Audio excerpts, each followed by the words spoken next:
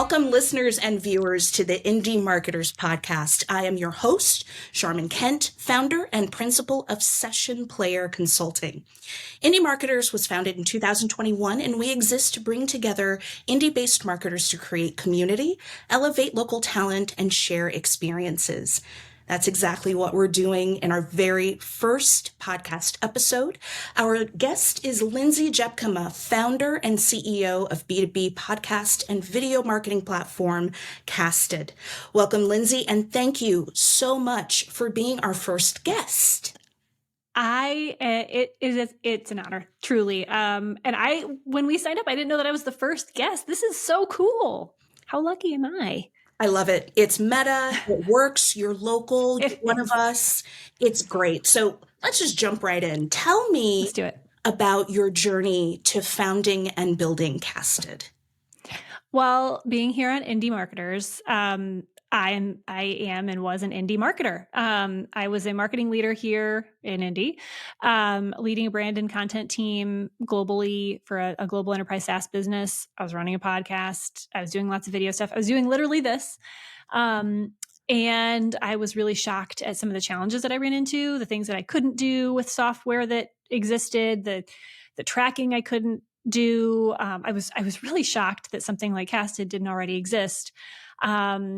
And, fast forward a little bit, I set out to be the change I wanted to see and create the software that I thought for sure already existed. I did not have a desire to be a founder. I did not, fancy myself an entrepreneur. I was just a super duper marketing obsessed nerd and needed this solution to exist. That was almost 5 years ago. That's amazing. So you've been in the game for a really long time as a marketer, as a writer, as a content creator. What are some of the best elements about building a marketing career specifically here in Indianapolis? Well, the roots run deep, in marketing technology, in SaaS, the appreciation for all things marketing, digital marketing, content creation, brand building, the people, the talent that's needed, and also the innovation around the software that needs to exist. A lot of it's here. And I was not born and raised here. I was born in Michigan, came here from Chicago, and I got here shortly after the ExactTarget Salesforce deal had happened. So I kind of walked in to, Monument Circle, blissfully unaware of everything that had just happened, and had been really, really pleasantly surprised with the amount of talent, the type of infrastructure and support for entrepreneurs and marketers in general that existed here. It's been pretty cool. So, Lindsay, I know you said that you hadn't set out to be a founder and that you wanted to sort of be the change that you wanted to see in the B2B marketing world. What actually pushed you to take that leap from hardcore marketer to founder? Yeah. As I mentioned, I was experiencing the problem, right? Mm-hmm. And I was shocked that something like this didn't already exist. So that seed was planted somewhere. But what actually kind of watered that seed and turned it into you could create it was a conversation with Scott Dorsey. So founder of ExactTarget. Mm-hmm. I think pretty much anyone in the marketing community here in Indy knows who he is. Right. But, as managing partner at High Alpha, he reached out to me and just said, hey, B2B podcasting, heard you're doing it. We're interested in doing something with that too. Would love to talk with you. And so we just had a conversation about the experiences that I was having, basically what I just shared here about it's crazy that some of this stuff doesn't already exist. Here are the problems. And, it's not even just about podcasting. It's about the future of B2B marketing, especially integrated content marketing. And we just had this really good conversation about, basically my 20 years of marketing, the old playbooks that were outdated, and kind of what I saw from all these different vantage points throughout my career as being at the precipice of what's next. And there's honestly this void that I saw existing around hey, we're not prepared for what's coming. And this software needs to exist. And as I heard myself speaking to Scott, I was like, okay, and if you do this thing, if this company starts to become, come to fruition, I really want to be a part of it. And that's when the spark happened of like, I could make this thing, I suppose. So I love that story.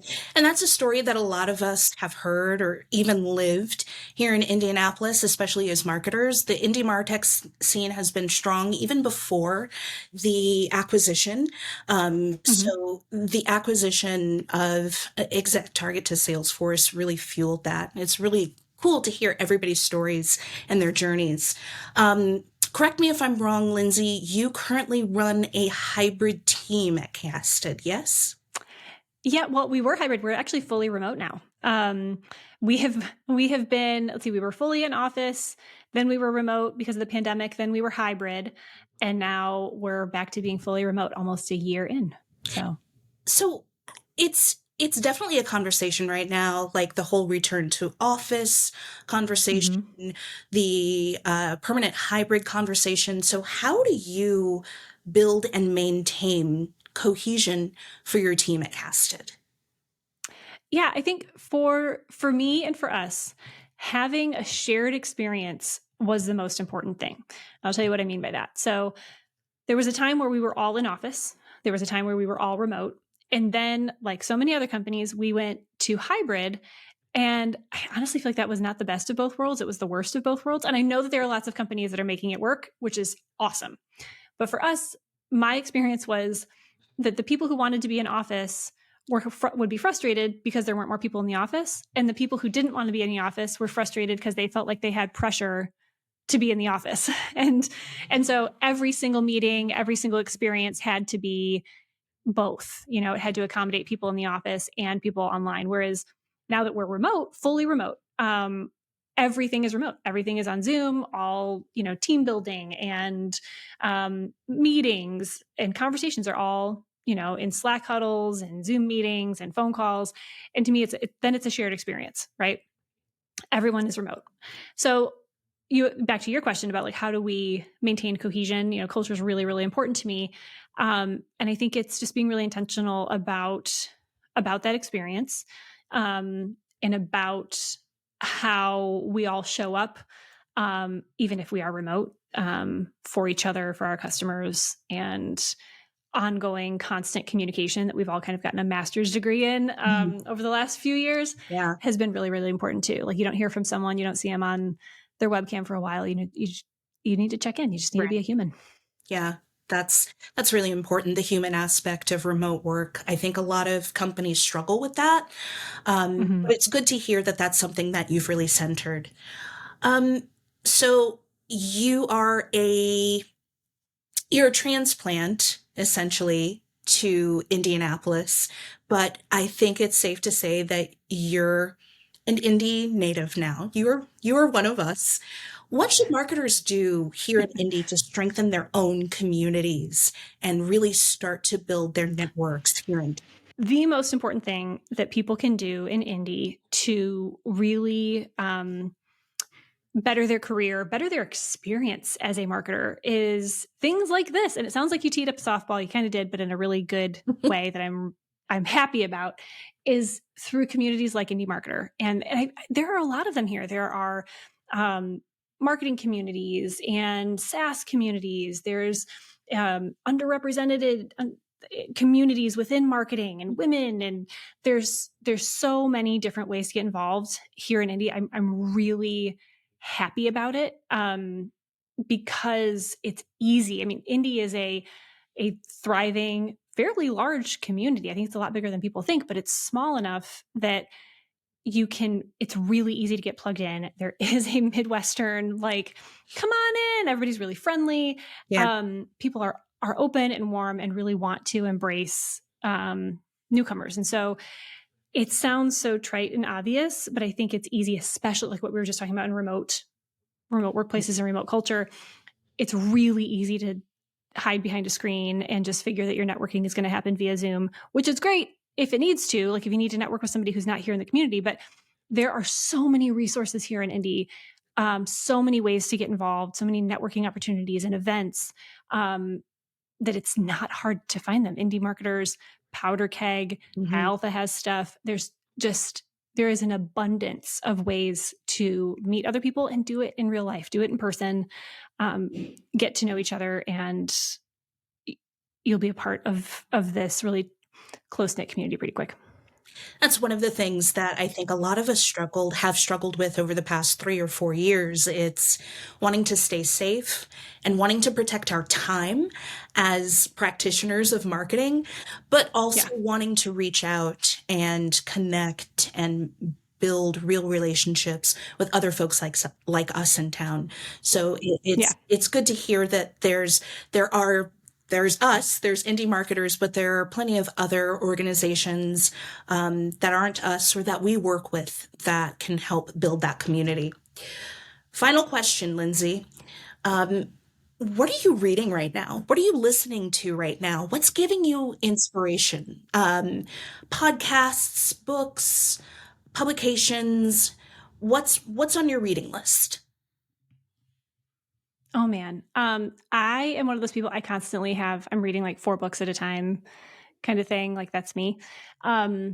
I am in a constant cycle of reading Brene Brown. So as soon as I finish one book, I start another one of her books and I just read them all on repeat. Dare to Lead is my favorite. Let's see. I also recently read, oh gosh, what did I just finish? Kind Folks Finish First by Sam Jacobs. Pavilion was good. Pavilion is another community for lots of marketers, go-to-market leaders. Really enjoyed it because I do believe that kind folks finish first. And let's see, podcasts. Goodness. Mel Robbins, I like her podcast very much. I go through phases of binging that. And of course, I mean, so I'm recording right now for Casted for my own show. And so I've been talking to a lot of marketing leaders and founders about human brands and kind of this juxtaposition, this interesting place that we're at about creativity and human connection and how we are more able to lean into our creativity and human relationships than ever before. But also there's pressure to automate and AI-ify more than ever before. And so kind of what can we do with that and where's the opportunity versus, the curse. So I've been listening to a lot of that as I'm in those conversations. Yeah, there's probably more, but those are the things that come to mind first. Wow, thank you for that. I lied. One more question. What is on the horizon for Casted this year? Well, I just said AI. So that's a big, I mean, just like everybody else, that's a big focus for us, but it was really important to me to not just say, okay, AI is the thing. Let's spray some AI all over our product and, ship it. I really wanted to be intentional along with my co-founder, Adam Paterino, to say, how do we really serve marketers? How do we help marketers to be more creative and to be more efficient and effective in the work that they do so that they can spend more time really connecting with their audience on a human level in a meaningful way? How do we build into the software things that make their work more productive so that they can really enjoy their jobs more? Like, how can we do this in a way that feels really right as opposed to just go make more content because AI? So I'm really excited about what we're putting out there, how we're leveraging AI to hopefully improve the lives and relationships of our customers. So you'll see that very, very soon. It's actually in progress and beta right now. So you'll see it on the website. By the time this airs, you'll see more online. Awesome. Well, thank you so much, Lindsay. I appreciate your time. This has been the Indie Marketers Podcast. We will be back soon. In the meantime, share with your friends and be a part of our community.